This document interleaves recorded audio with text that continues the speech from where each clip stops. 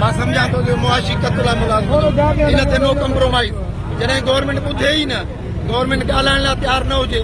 Peoples party जे chairman जे चवण ते chief minister notice न वठे त पोइ यकीनन 6 लाख मुलाज़िम एतिरी वॾी ताक़त जो आवाज़ उथारियो अथनि जो सीएम खे ॿुधणो पवंदो कंहिं बि सूरत मसइला हल करणा पवंदा अॼु खां 6 तारीख़ ताईं कंटिन्यू मुकमिल सिंध जा तालीमी इदारा ऑफिसूं सभु बंदि रहंदियूं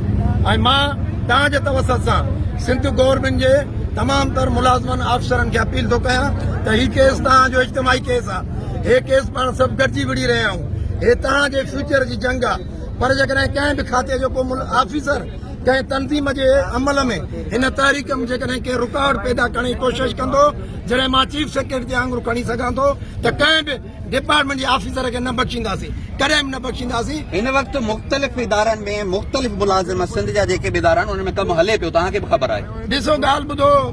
पहिरीं ॻाल्हि त मेजॉरिटी इदारा बंदि पिया आहिनि पर जेकॾहिं कंहिं गद्दारी जो सबूत ॾिनो आहे ऐं जेकॾहिं इदारो खोलियो आहे त छा उनजी फैमिली पेंशन डिस्टर्ब न हूंदी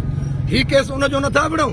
हुनखे सम्झणु खपे त हिकिड़े मुलाज़िम खे फौत थियण खां पोइ हुनजी मिसिस खे फैमिली पेंशन मिलंदी उहा हाणे ख़तमु आहे कम्यूटेशन ते 47% कट आहे मंथली पेंशन ते 47% कट आहे जेकॾहिं बिरादरी खे छॾे पोइ ऑफिस में वेहे थो उहो गद्दारनि जी लिस्ट में हूंदो ऐं उनखे तारीख़ लिखंदी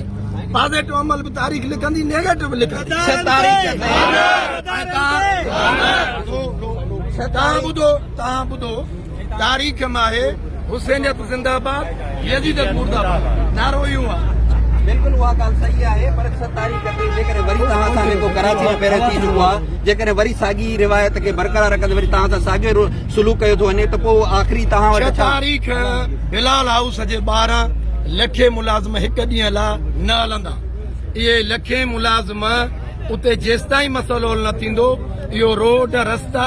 बिलाल हाउस जी चौरंगी बिलाल हाउस चौधारी रोड सभु मुलाज़िम हूंदा पोइ राति हुजे ॾींहुं हुजे तंहिंजे करे इहो चवण ई ग़लति आहे जेकॾहिं गवर्नमेंट सम्झे थी त असां ताक़त ॾाढ जे ज़रिए वाटर कैन जे ज़रिए शेलिंग जे ज़रिए मुलाज़िमनि खे झुकाईंदासीं उन्हनि जी भुल आहे जेतिरी वणे तयारी कनि ऐं मुंहिंजी बि टीम मुकमल तयारी सां हलंदी। छा जेके तव्हांजा मुतालबा आहिनि उन्हनि में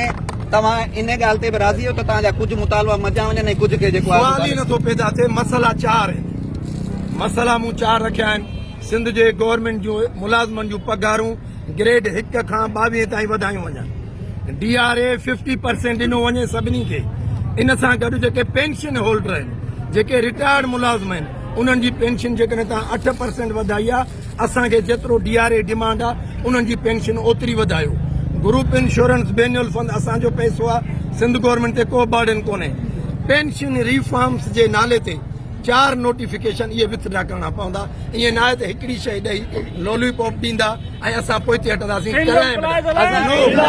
हज़ारे मुलाज़िमनि रज़ाकाराना तौर ते पेंशन ॾेई छॾी छा उन बि तव्हांजी तहरीक खे धकु आहियो। ॾिसो 6 महीना 8 महीना जेकॾहिं कंहिं मुलाज़िम जे का रहे थी नौकिरी उन रिटायर कयो आहे त ज़्यादती उन तहरीक़े धकी उन्हनि सां बि गवर्नमेंट ज़ुल्म कयो न